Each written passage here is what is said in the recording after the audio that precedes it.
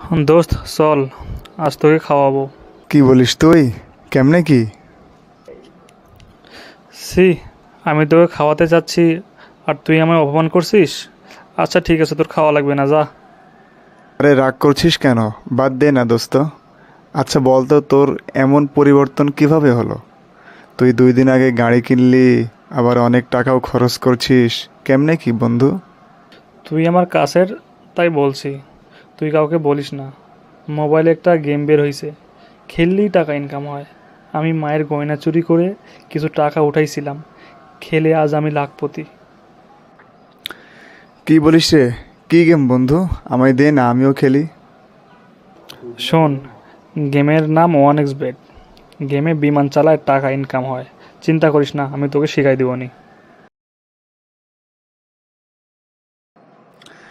শালা তুই আমায় কি শেখালি? আমার বাড়ি থেকে চুরি করা টাকা সব শেষ।